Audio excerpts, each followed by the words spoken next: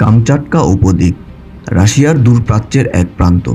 19 জুলাই রাত 11:24 হঠাৎ কেঁপে উঠল পুরো অঞ্চল। মাত্রা 8.7। গত এক দশকে প্রশান্ত মহাসাগরীয় রিং অফ ফায়ারে দেখা সবচেয়ে ভয়াবহ ভূমিকম্প। ভূমিকম্পের উৎসস্থল ছিল কামচাটকা উপকূলের প্রায় 130 কিলোমিটার দূরে অগভীর সমুদ্রতলে।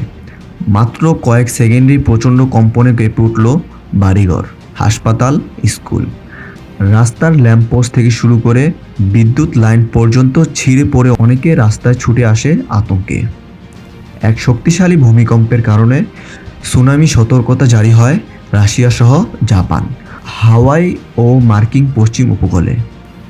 জাপানের উপকূলীয় এলাকায় 1 থেকে 3 মিটার উচ্চতা ঢেউয়ের সম্ভাবনা জানিয়ে খালি করে ফেলা হয় সমুদ্র পাড়ের ঘরবাড়ি। হাওয়াইতেও জাহাজগুলোকে গভীর সমুদ্রে পাঠিয়ে দেওয়া হয়।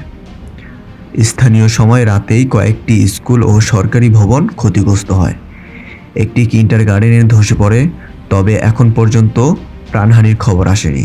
ভূমিকম্পের পরপরে একাধিক আফটার শক অনুভূত হয়, যার একটি ছিল 6.9 মাত্রায়।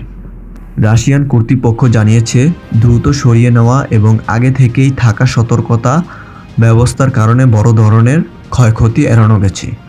এদিকে আন্তর্জাতিক উদ্ধার সংস্থাগুলো উপকূলীয় অঞ্চলে নজরদারি বাড়িয়েছে এবং স্থানীয় মানুষকে সতর্ক থাকতে বলেছে।